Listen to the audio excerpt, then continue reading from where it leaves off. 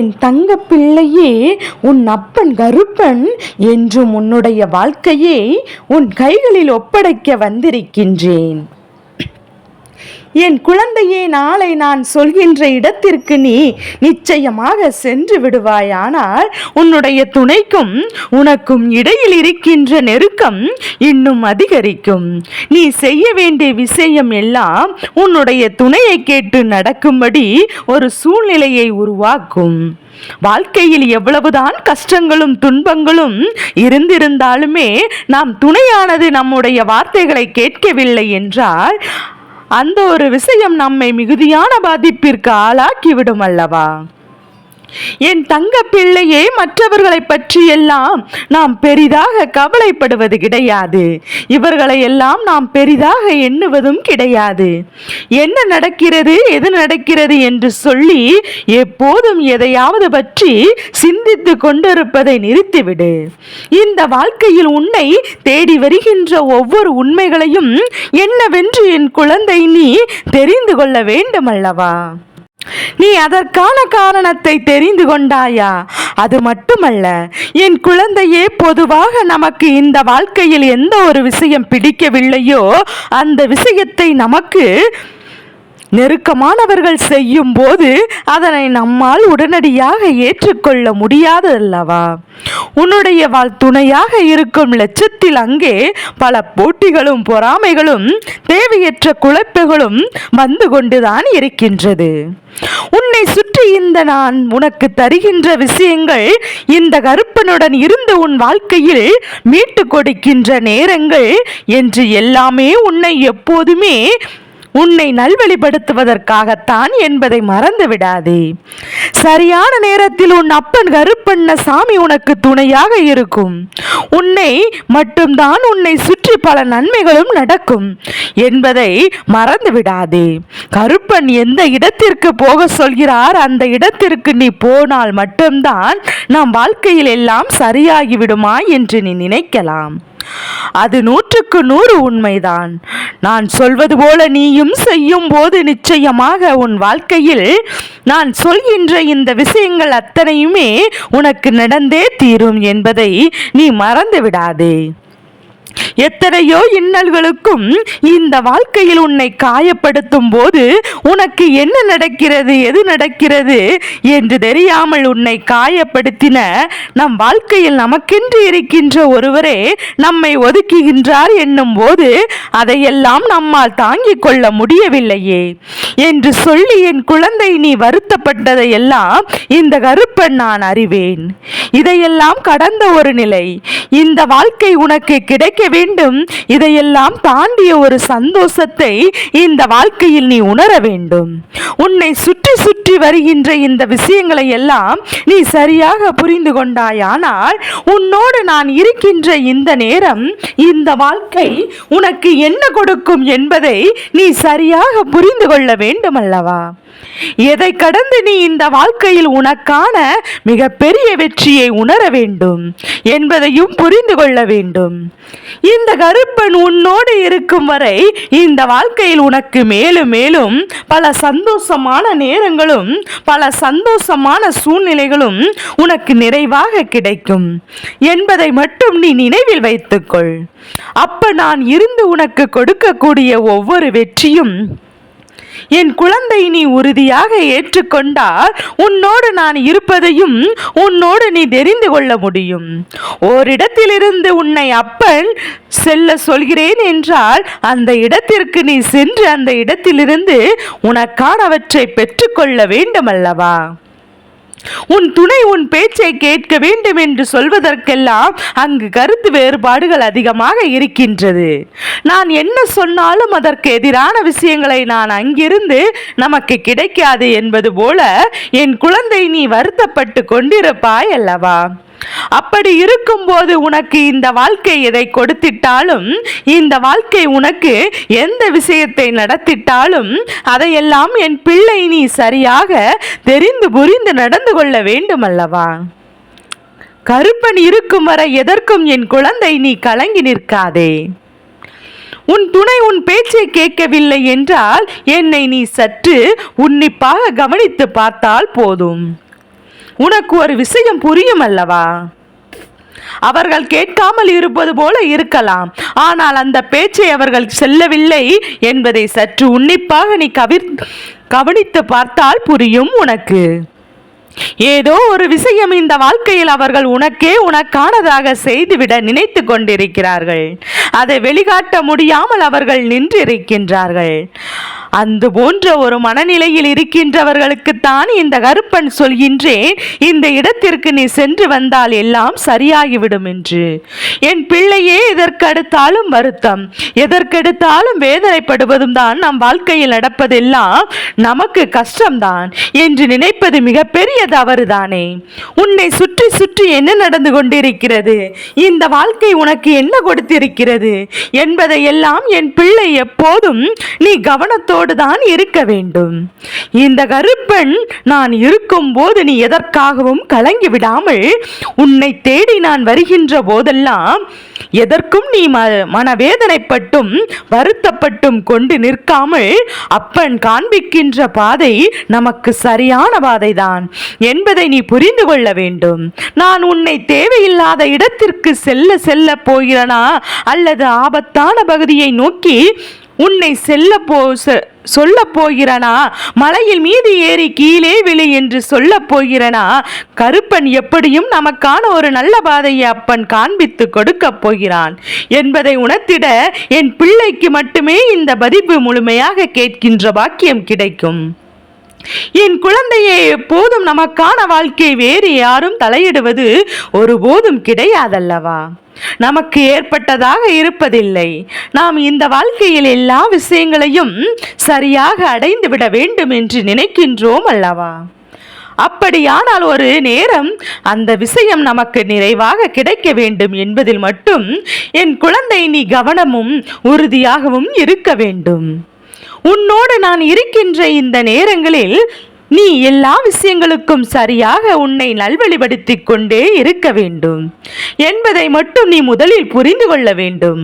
நான் எப்போதுமே இது போன்ற சூழ்நிலைகளையும் விஷயத்திற்கும் தலையிடுவது கிடையாது. அவரவர் வாழ்க்கையில் இருக்கின்ற விஷயத்தையும் பிரச்சனையையும் பேசி தீர்த்து கொள்வார்கள் என்று கருப்பன் ஒதுங்கி நான் நிற்பேன். அந்த பிரச்சனைகளை அதிகமாக சென்று கொண்டிருக்கிறது. இது பிரிவினை நோக்கி நகர்ந்து கொண்டிருக்கின்றது. இப்போதெல்லாம் கணவன் மனைவிக்குள்ளேயே இடையில் இருக்கின்ற பிரிவினை என்பது மிகவும் அதிகமாக நடந்து கொண்டிருக்கின்றதல்லவா? யாருக்கும் எதையும் பொறுத்து பேசுகின்ற எண்ணம் இல்லை. யாருக்கும் எதையும் நடப்பது என்னவென்று கவனிக்க வேண்டும் என்ற எண்ணமும் இல்லை. யார் மனதிலிருந்து இருக்கிறது பிரச்சனை என்று தெரிந்து கொண்டு அதை தீர்த்து கொள்வதற்கான வழியும் கிடைப்பதில்லை. அப்படி இருக்கும்போது இது போன்ற வாழ்க்கை உனக்கு என்ன கொடுக்கிறது, எது கொடுக்கிறது என்பதை எல்லாம் நீ புரிந்து கொண்டு சரியாக புரிந்து கொள்ள வேண்டும். உன்னை துணையானது உன் பேச்சை கேட்கவில்லை என்று சொல்லி வருத்தப்பட்டாய் அல்லவா?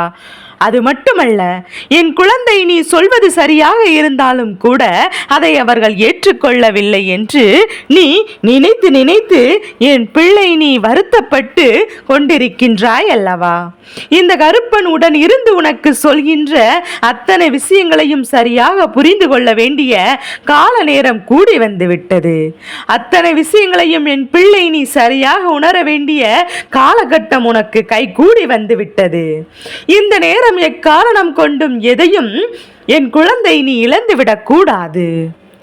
உனக்காக நான் இருக்கிறேன் என்பதையும், என் குழந்தை நீ உனக்காக இந்த கருப்பன் வருகிறேன் என்பதையும் இப்போது நீ புரிந்து கொள்ள வேண்டும் அல்லவா? நாளைய விடியலில், அதாவது இந்த வார்த்தைகளை நீ என்று கேட்டிருந்தாலும் சரி, அடுத்த வருகின்ற செவ்வாய் வெள்ளிக்கிழமை என்று நான் சொல்கின்ற இந்த இடத்திற்கு நீ செல்ல வேண்டும் அல்லவா?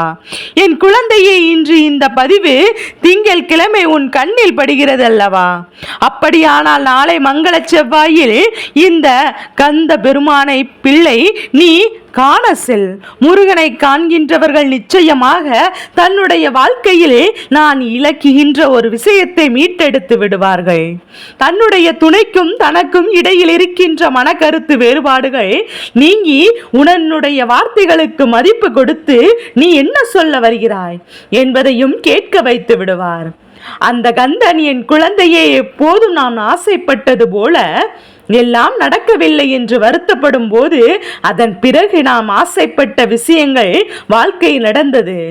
ஆனால் நிம்மதி இல்லை என்று சொல்லிக் கொண்டிருந்த போது அடுத்ததாக நான் இப்படியே இருந்திருக்கலாமோ என்று இது போன்ற விஷயம் கூட இந்த வாழ்க்கையில் மாறி மாறி எண்ணங்களாக தோன்ற ஆரம்பித்து விடுகின்றது. இதையெல்லாம் தாண்டி கருப்பன் நான் எதற்கும் இந்த பிரச்சனையை தீர்த்து கொடுக்காமல் கந்த பெருமானிடத்தில் இதை ஒப்படைக்கிறேன் என்பதையும் நீ புரிந்து கொள்ள வேண்டும் அல்லவா? என் குழந்தையை செவ்வாய்க்கிழமையில் முருக பெருமானினுடைய பக்தி அதிகமாக இருக்கும். அது மட்டுமல்ல, அவரின் அன்பு போல யாரும் உனக்கு கொடுக்க முடியாதல்லவா? அவனுடைய அன்பு அத்தனை பெரியதாக இருக்கின்றது. அவருடைய அன்பு அத்தனை சந்தோஷமாக இருக்கின்றது. இந்த சந்தோஷத்தை எல்லாம் உணர வேண்டும் என்று விரும்பினால் முருகபெருமானை செவ்வாய்க்கிழமையில் வணங்கி உன்னுடைய வாழ்க்கை துணையின் பெருமையும் பெயரையும் உன்னை வாழ்க்கை துணையில் இருந்து கந்தனை தேடி கோயில் குளம் எல்லாம் செல்ல வேண்டாம். என் குழந்தையே, உன் இல்லத்திற்கு அருகில் கந்தன் கோவில் இருக்கிறது என்றால் அங்கு சென்று வணங்கு. இல்லை என்றால் உன் இல்லத்தில் இருக்கின்ற கந்தனுக்கு தீபம் ஏற்றி நீ வழிபட்டாலே போதும். எப்பேற்பட்ட பிரச்சனைகளையும் தீர்த்துவிடும். எப்பேற்பட்ட கஷ்டங்களும் இந்த வாழ்க்கையில் உன்னை தேடி வந்துவிடும் என்பதை என் குழந்தை நீ மறந்து விடாதே. நடப்பதை எல்லாவற்றையும் நன்மைக்கே என்பதையும் இனிமேல் உன்னை சுற்றி வருவது ஒவ்வொன்றும் உன்னுடைய துன்பங்களை நீக்குவதற்கும் ஆனது என்பதையும் நீ புரிந்து கொண்டால் போதும். உன் கருப்பணி என்று உனக்கு சொன்னது உனக்கு புரிந்திருக்கும் என்று நினைக்கின்றேன். உன்னுடைய துணையானது இனிமே உன் பேச்சை கேட்க நிலை வரும். அதுவும் நீ நிஜமாக சொல்கின்ற விஷயங்களுக்கு மட்டும்தான் என்பதை நீ புரிந்து கொள்ள வேண்டும் அல்லவா? எதை சொன்னாலும் அவர்கள் கேட்க வேண்டும் என்ற அவசியம் கிடையாதல்லவா? இது என் குழந்தையை நீ சொல்கின்ற விஷயம் சரி, அவர்கள் சொல்கின்ற விஷயமும் சரி. நியாயமாக இருக்கும் பட்சத்தில் அது என்னென்ன என்று 2 பேரும் கேட்டு மனம் விட்டு பேசும் போதுதான் எந்த ஒரு தவறும் இல்லை அல்லவா? உன் அப்பன் கருப்பன் என்றும் சொல்ல வந்த வார்த்தைகளை உன் மனதிற்குள் பாதி என்றால் இந்த வாழ்க்கையில் உன்னால் கிடைக்கக்கூடிய அத்தனை நல்ல விஷயங்களையும் நீ என்னவென்று சரியாக தெரிந்து கொள்வாய். இனி என்னவென்று நீ சரியாக உணர்ந்தும் கொள்வாய். உன்னோடு என்றும் இந்த கருப்பன் என்றென்றைக்கும் நான் இருந்து கொண்டே இருப்பேன் என்பதையும் புரிந்து கொண்டு உன்னை தேடி வருகின்ற அத்தனை விஷயங்களையும் இந்த வாழ்க்கை சரியாக நீ பயன்படுத்தி கடமைகளை பட்டிருக்கின்றாய் என்பதை புரிந்து கொண்டாலே போதும். எவ்வளவோ பிரச்சனைகள், எவ்வளவோ துன்பங்கள் என்று வாழ்க்கையில் இருந்த போதெல்லாம் எவ்வளவோ நம்மோடு இருந்து கையெடுத்து கொடுத்த உதவியை தெய்வத்தை ஒருபோதும் மறந்துவிடக் கூடாதல்லவா? என் குழந்தை, ஒருவேளை இந்த கர்ப்பனின் வார்த்தைகளை கேட்கும் போது உனக்கும் உன் துணைக்கும் இடையில் எந்த பிரச்சனைகளும் இல்லாமல் இருக்கலாம். இருவரும் அந்யோன்யமாக இருக்கலாம். மன கருத்து வேறுபாடுகள் கூட இல்லாமல் இருக்கலாம். ஆனால் இனிமேல் இது போன்ற எந்த ஒரு விஷயமும் நம் வாழ்க்கையில் நடந்துவிடக் கூடாது என்று நினைக்கலாம் அல்லவா? அதற்காகவும் நாளை செவ்வாய்க்கிழமையில் கந்தனை நீ வழிபடலாம் அல்லவா? என் குழந்தையே, கருப்பன் சொன்னால் நிச்சயமாக அதற்கு பின்னால் 1000 காரணம் அர்த்தம் இருக்கும். நீ எங்குமே சென்று வழிபட முடியவில்லை என்றாலும் கூட ஓம் சரவண பவா என்று மனதார சொல்லிக் கொண்டிருந்தாலே போதும். நிச்சயமாக உன்னுடைய வாழ்க்கையில் பல நல்ல மாற்றங்களும் பல நல்ல திருப்பங்களும் கிடைத்து கொண்டே இருக்கும் என்பதை என் குழந்தை நீ புரிந்து கொள்ள வேண்டும் அல்லவா?